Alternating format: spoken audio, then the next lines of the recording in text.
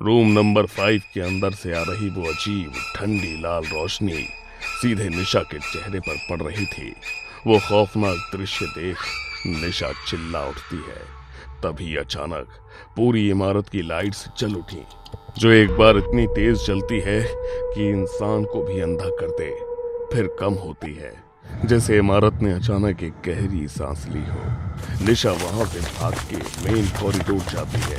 उसके अचानक कदम रुक जाते हैं। सामने अर्जुन, विकास और सिमरन खड़े थे, बिल्कुल नॉर्मल। हाँ, निशा कहाँ भाग रही हो? अब हम सब साथ हैं। यहाँ कुछ तो अजीब है। हम सबको जल्दी से यहाँ से बाहर निकलना चाहिए। निशा को समझ नहीं आता कि असली कौन है, जो कमरा नंबर 5 में थे या जो उसके सामने खड़े हैं।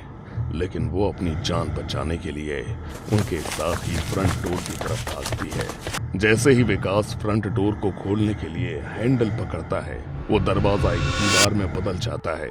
तभी निशा पास वाली खिड़की पर पूरी ताकत से चेयर उठा के फेंकती है, लेकिन कांच पर एक खरोंच तक नहीं पड़ती।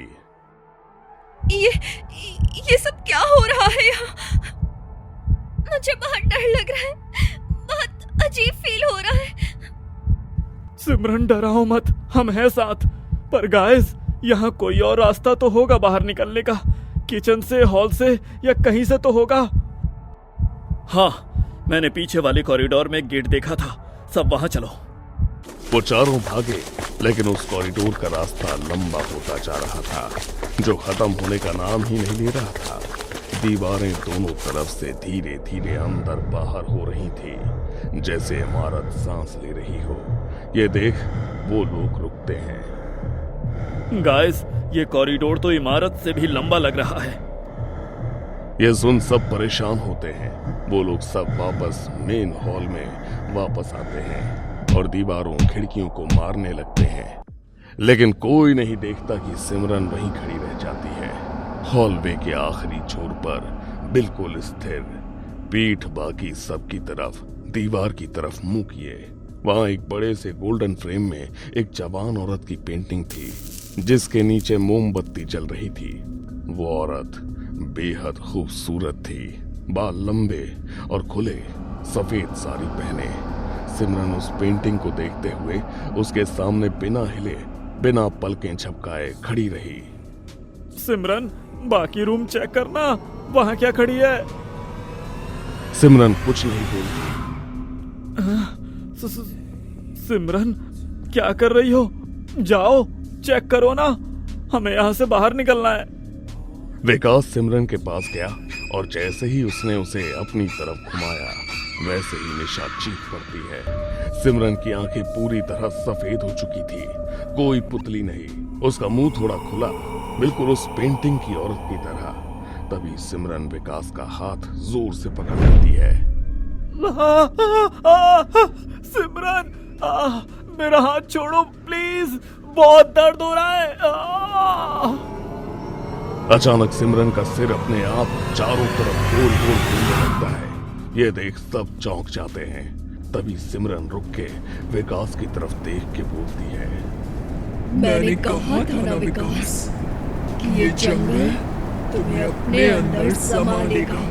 देखो देखो, पिशाच भूखा है और हम उसका खाना बन चुके हैं। फिर तभी सिमरन विकास को गले से पकड़ के हवा में उठाकर दूर फेंक देता है। विकास सामने दीवार से जोर से टकरा कर नीचे गिरता है। तभी सिमरन एक भयानक चीख चीखती है। उस रूह कपा देने वाली चीख से कॉरिडोर के सारे आईने और बल्ब एक साथ ब्लास्ट हो गए।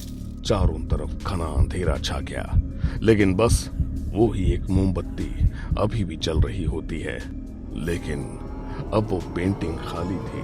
तभी उस मोमबत्ती की रोशनी में निशा की नजर कॉरिडोर के आखिरी छोर पर पड़ी। वो औरत सिमरन के पीछे खड़ी थी। उसके पैर जमीन से 2 इंच ऊपर लटके हुए थे। निशा, अब तुम्हारी बारी है। सब अलग अलग डायरेक्शन में भागो अभी।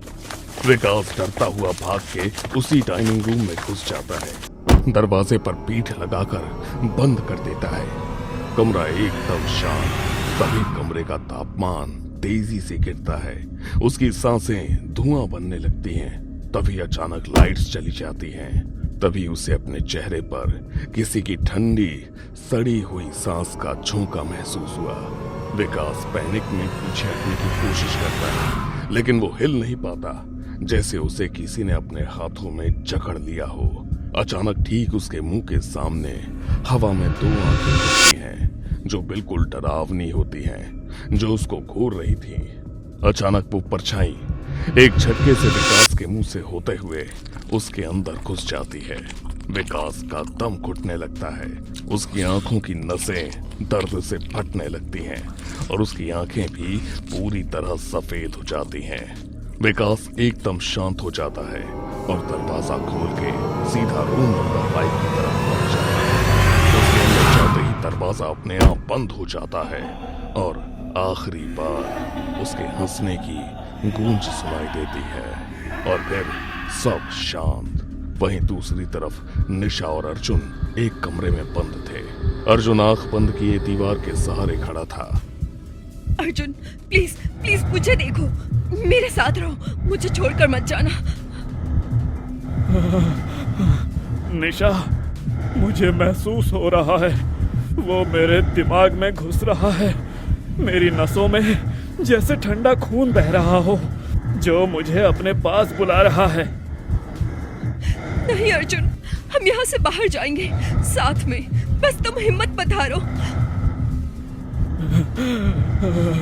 निशा, मुझसे वादा करो, जब ये मुझे ले जाए तो तुम यहाँ से चली जाओगी, क्योंकि तुमने वो खाना नहीं खाया था तो तुम्हें ये कुछ नहीं कर पाएगा। तुम जंगल में भाग जाना और वापस मुड़ के कभी मत आना। निशा कुछ नहीं बोल पाई, बस रोती रही। तभी अर्जुन की आंख अचानक एक झटके में सफेद हो गई। उसने निशा को अजनबी की तरह देखा और मुड़ के कमरे से बाहर निकल के रूम नंबर 5 में हमेशा के लिए चला गया। अब निशा इस डरावनी इमारत में बिल्कुल अकेली थी। जैसे ही वो कॉरिडोर में आई, उसने देखा सामने से सिमरन आ रही है और उसके पीछे हवा में वही औरत थी। निशा अपनी पूरी ताकत से बैक डोर की तरफ फिर भागी। इस बार वो डोर सामने ही था। उसने अपनी पूरी ताकत से डोर को धक्का मारा। इस बार दरवाजा खुल गया, क्योंकि पेशाद सराय का निशा पर कोई कानूनी हक नहीं था। बाहर तेज बारिश, बिजली कड़क रही थी, तेज हवाएं चल रही थी। निशा जल्दी से जंगल की तरफ भागी। उसके बाहर जाते ही अंदर इमारत से उस औरत के तेज चीखने की आवाज आती है। 3 दिन बाद अस्पताल का कमरा। निशा बेड पर लेटी थी। डॉक्टर उसकी माँ से बोलता है, आप चिंता मत कीजिए, वो अब खतरे से बाहर है, बस आराम की जरूरत है। चौथी रात नर्स रात के राउंड पर निशा के बेड के पास आती है, उसको चेक करने। निशा सो रही होती है, लेकिन उसकी आंखें थोड़ी खुली हुई थी और पलकों के नीचे एक सफेद लाइन थी। वो अपने चार्ट में नोट करके वहां से चली जाती है। अगली रात जब घर जाने का टाइम आया तो माँ रूम में आई। उसे देख वो डर गई। निशा की आंखें बिल्कुल सफेद हो चुकी थी और वो बेड से 2 इंच ऊपर हवा में उल्टी लटकी हुई थी। निशा, निशा बेटा, तुझे क्या हुआ? होश में आ बेटा, होश में आ। निशा अपनी माँ की तरफ देखती है और एक अजीब डरावनी हंसी हंसती है। माँ, सराय से कोई बाहर नहीं आता। पिशाच जब मेरे अंदर है, वो सराय से आजाद हो चुका है।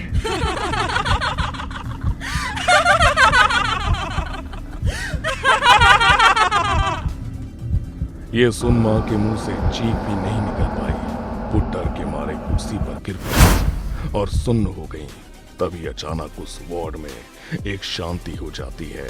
रूम का तापमान ठंडा होने लगता है और उसी पल अस्पताल की सारी लाइट्स एक झटके में बंद हो जाती हैं और चारों तरफ सिर्फ हड्डियों के टूटने की भयानक आवाज गूंजने लगती है।